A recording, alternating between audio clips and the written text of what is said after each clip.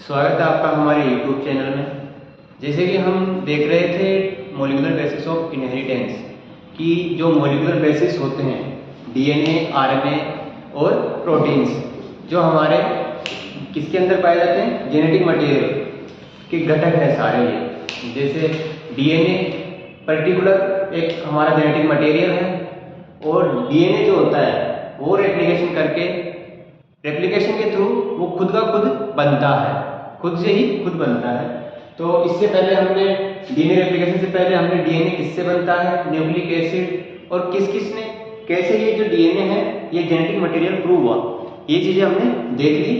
तो आज हम देखेंगे डीएनए रेप्लिकेशन के बारे में थोड़ा बहुत। इससे पहले हमने पढ़ा मेसेल्सन स्टानले एक्सपेरिमेंट, जिस कौन सा मेसेल्सन स्टानले एक्सपेरिमेंट, उसके अंदर हमने क्या पढ़ा था कि जो डीएनए है वो कौन से फॉर्म के अंदर अपना रेप्लिकेशन करता है। डीएनए अगर हम इन जनरल देखते हैं, अगर सारे टाइप्स देखें तो डीएनए जो होता है वो 3 फॉर्म के अंदर ऐसा पॉसिबल होता है कि 3 फॉर्म के अंदर अपना रेप्लिकेशन कर सकता है। जैसे एक होता है कंजर्वेटिव फॉर्म, एक होता है सेमी कंजर्वेटिव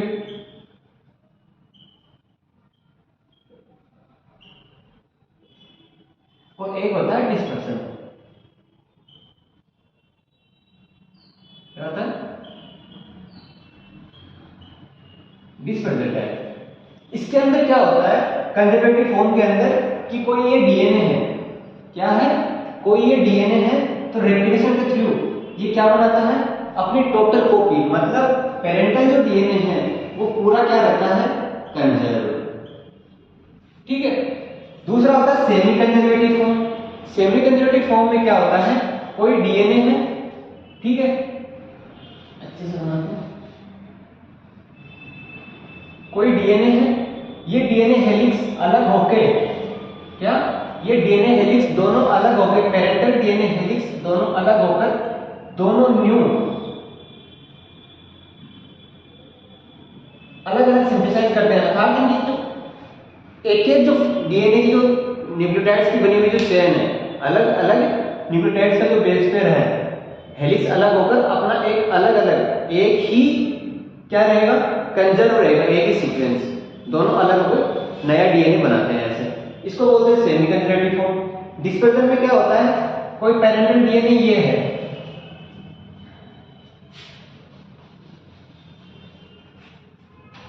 जैसे कोई पेरेंटल डीएनए है ये, तो ये क्या होगा, ऐसे बीच बीच में से टूट जाएगा और यहां पे भी क्या होगा, न्यू डीएनए सिंथेसाइज होगा। तो इस बेस पर मेसेल्सन स्टानले ने एक्सपेरिमेंट किया कि जो डीएनए होता है वो एक्चुअल में कौन सी फॉर्म के अंदर क्या करता है, रेप्लिकेशन करता है। तो इससे मेसेल्सन स्टानले एक्सपेरिमेंट से हमें पता चलता है कि जो डीएनए होता है, वो डीएनए की दोनों हेलिक्स ओपन होके क्या करती है, न्यू डीएनए को सिंथेसाइज करती है। ठीक है। तो अब यहाँ इनके एक्सपेरिमेंट से हमें पता चलता है कि सेमी कंजर्वेटिव फॉर्म के अंदर डीएनए क्या होता है, रेप्लिकेट होता है। और रेप्लिकेट का मतलब समझ में आ रहा है, डीएनए से डीएनए का बनना, अर्थात डीएनए की कॉपी बनना। तो ये तो हमने पढ़ लिया लास्ट वाले वीडियो में। आज हम देखेंगे डीएनए रेप्लिकेशन के बारे में कुछ इंपॉर्टेंट फैक्ट्स कि डीएनए जो रेप्लिकेशन होता है वो प्रोकैरियोट में कैसे होता है, डीएनए और यूकैरियोट्स में कैसे होता है। ठीक है। तो आज देखते हैं डीएनए रेप्लिकेशन। तो डीएनए रेप्लिकेशन के लिए सबसे पहले अगर हम देखें प्रोकैरियोट और यूकैरियोट,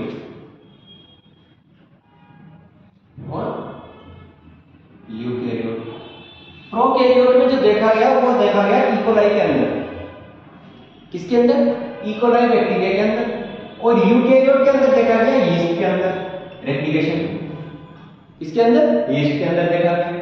अब प्रोकैरियोट का जो हमारे नीट के बेस पे अगर देखते हैं तो प्रोकैरियोट इकोलाई का जो डीएनए है हमारे सिलेबस में ये है, यीस्ट का प्रॉपर नहीं है, थोड़ा बहुत बताया है पर पूरा नहीं है।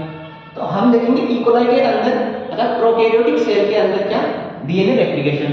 तो डीएनए रेप्लिकेशन के लिए अगर मैं पूछूं आपसे कि जो डीएनए है प्रोकैरियोट्स के अंदर जो डीएनए है वो डीएनए कौन से फॉर्म में रहता है, मैंने आपको डीएनए की 4 फॉर्म्स बताई थी। कि डीएनए इन 4 फॉर्म में रह सकता है। वो कौन कौन सी फॉर्म है? एक रह सकता है single standard DNA, sorry linear single standard DNA. क्या? Linear single standard DNA. एक क्या हो सकता है? लीनियर हो और डबल स्टैंडर्ड हो। एक क्या होता है? सिंगल स्टैंडर्ड हो, सर्कुलर हो। क्या हो? सर्कुलर हो, ये डीएनए हो गया। और एक क्या हो सकता है? Double standard circular.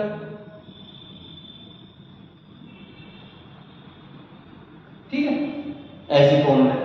तो अब मैं आपको ये पूछ रहा हूं प्रोकैरियोटिक सेल के अंदर कौन सा डीएनए है जिसके लिए हम रेप्लिकेशन पढ़ते हैं, या इकोलाई बैक्टीरिया के अंदर कौन सा डीएनए होता है इन चारों फॉर्म में से? बताओ कौन सा होता है? प्रोकैरियोटिक के अंदर इस इकोलाई जो सेल होती है इसके अंदर होता है डबल स्टैंडर्ड सर्कुलर डीएनए। कौन सा होता है? डबल स्टैंडर्ड सर्कुलर डीएनए देखने को मिलता है।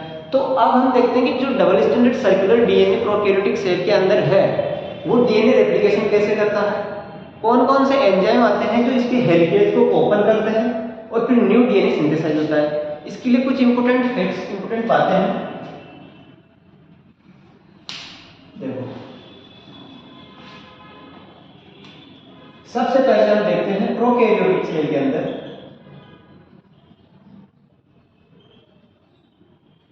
प्रोकैरियोटिक सेल के अंदर जो डीएनए होता है वो होता है डबल स्टैंडर्ड सर्कुलर डीएनए। कौन सा होता है? Double standard circular DNA. अब ये जो डीएनए है, क्या ये जो डीएनए है, इस डीएनए के अंदर जहां से डीएनए रेप्लिकेशन स्टार्ट होगा, क्या जहां से डीएनए रेप्लिकेशन स्टार्ट होता है, जहां से डीएनए रेप्लिकेशन स्टार्ट होता है उसको बोलते हैं ORI site, ORI site, origin of replication initiation. क्या? Origin of replication of initiation मतलब क्या हो रहा है? डीएनए का रेप्लिकेशन का क्या हो रहा है? इनिशिएशन। डीएनए टोटल 3 फॉर्म के अंदर रेप्लिकेशन करता है। पहली अगर फॉर्म देखें तो वो होता है इनिशिएशन। क्या होता है? इनिशिएशन। दूसरा क्या होगा? इलोंगेशन। इलोंगेशन का मतलब क्या होता है? पहले कहीं से स्टार्ट होना है, फिर इलोंगेट आगे चलेगा सिंथेसाइज होते हुए, और फिर एक फिर क्या होगा? रुक जाएगा डीएनए सिंथेसाइज होना। तो तीसरा क्या होगा? टर्मिनेशन। ठीक है, डीएनए टोटल 3 स्टेप को फॉलो करता है रेप्लिकेशन के लिए, इनिशिएशन, इलोंगेशन एंड टर्मिनेशन। तो हम बोलते हैं कि डीएनए रेप्लिकेशन जहां से स्टार्ट होता है एक डीएनए के अंदर उसको बोलते हैं ओराई साइट। ठीक है, तो अगर हम प्रोकैरियोटिक सेल के लिए पढ़ रहे हैं तो प्रोकैरियोटिक सेल के लिए अगर हम पढ़ें तो इसको बोलते हैं मोनोरेप्लिकॉन।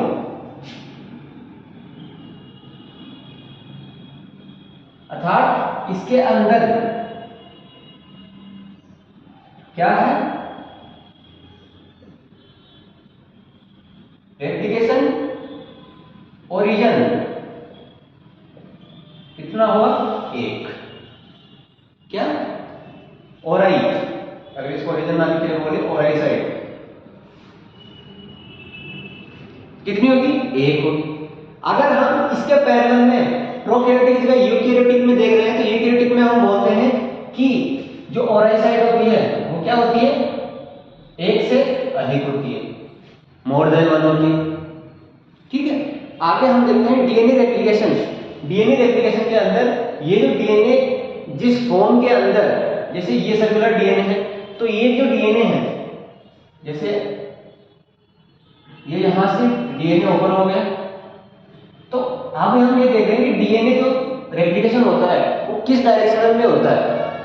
जैसे ये 5 to 3 डेज प्राइम, ये 3 प्राइम to 5 प्राइम। तो जो न्यू सिंथेसाइज्ड डीएनए होगा वो किस फॉर्म में होगा?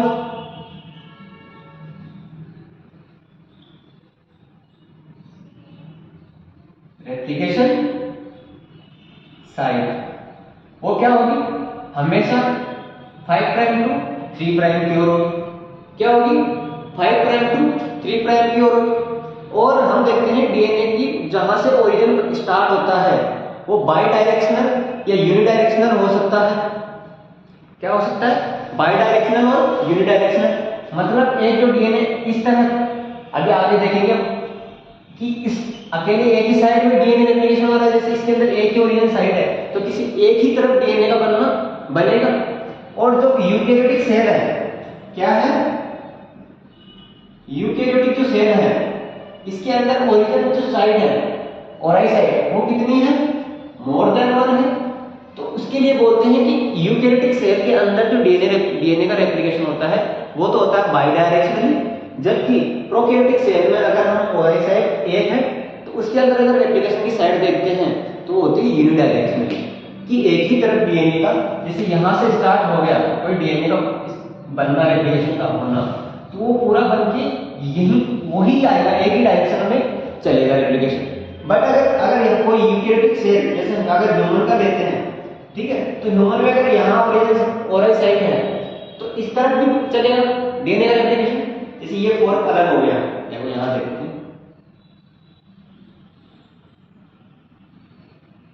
तो यहाँ क्या होगा? जैसे यहाँ कोई ओरिजिन पॉइंट है ओराई साइट, तो ये इसका क्या करेगी? रेप्लिकेशन करेगी। बट इधर और होगा, वो क्या होगा? इस साइड क्या करेगी? रेप्लिकेशन को स्टार्ट कर देगी। क्योंकि डीएनए, मानव का डीएनए कितना बड़ा होता है? 2.2 मीटर। तो इतने बड़े डीएनए को एक ओराई साइट पूरे को रेप्लिकेट कर पाए ये तो मुश्किल होता है। इसलिए यूकेरियोटिक सेल के अंदर क्या होता है? एक से अधिक ओरिजिन साइट होते हैं, जबकि ओराई साइट होते हैं, जबकि प्रोकैरियोटिक सेल के अंदर जो डीएनए होता है उसके अंदर एक होती है, इसलिए इसको मोनो रेप्लिकॉन साइट भी बोलते हैं। ठीक है, यहां तक कोई डाउट है? ये शॉर्ट नोट्स का है, इसको नोट कर लो थोड़ा सा। इसको मोनो रेप्लिकॉन बोल रहे हैं किसके अंदर? अगर एक है तो, अगर एक से अधिक है किसके अंदर? यूकेरियोटिक सेल के अंदर, तो इसको क्या बोलेंगे? Multi replicon. इसके अंदर रेप्लिकेशन की जो साइट है ओराई साइट वो क्या है? एक से अधिक है। ठीक है, आप देखो, अब हम देखते हैं सर्कुलर जो डीएनए है रेप्लिकेशन के अंदर, सर्कुलर डीएनए या वो या लीनियर डीएनए, इनका टर्मिनेशन कैसे होना है? टर्मिनेशन के लिए इनमें सेम प्रोसेस होती है। जो इलोंगेशन के बाद में कोई एंजाइम आएगा, हम इसके बाद में पढ़ेंगे एंजाइमिक एक्टिविटी, उसके अंदर हम देखेंगे कि जो एंजाइम्स है वो जैसे हेलिकेज एंजाइम है वो इन न्यूक्लियोटाइड्स के क्या करेगा? हाइड्रोजन बॉन्ड को कट करेगा, आइसोटोप रह जाएगा, जो यहां पे बने स्ट्रेस को क्या करेगा? रिलीज करेगा। ठीक है, ऐसे। तो अब हम एक बार इसको नोट कर लो, फिर हम देखते हैं डीएनए के रेप्लिकेशन की साइट्स को। ठीक है, यहां तक किसी को कोई डाउट हो तो बता दो। और एक चीज और, प्रोकैरियोटिक सेल के अंदर जो डीएनए रेप्लिकेशन होता है, जैसे कोई ये कोशिका है, ये सारी चीजें ध्यान रखना। जैसे हम आगे पढ़ेंगे पूरी रेप्लिकेशन की पूरी प्रोसेस, उसके अंदर ये सारे काम में आएंगे। ठीक है, जनरल सा नॉलेज है, थोड़ी थोड़ी बातें जो डीएनए स्टार्टिंग के अंदर पहले पता होनी चाहिए। कोई ये प्रोकैरियोटिक सेल है, इस प्रोकैरियोटिक सेल के अंदर ये कोई डीएनए है, ठीक है, तो हम ये बोल रहे हैं कि जो प्रोकैरियोटिक सेल है इसके अंदर रेप्लिकेशन की जो साइट है मतलब कहां होता है? सेल के अंदर, न्यूक्लियस के अंदर होता है या फिर किसके अंदर होता है? साइटोप्लाज्म। तो प्रोकैरियोटिक सेल के अंदर जो रेप्लिकेशन होता है वो होता है साइटोप्लाज्म, इसमें साइटोप्लाज्म।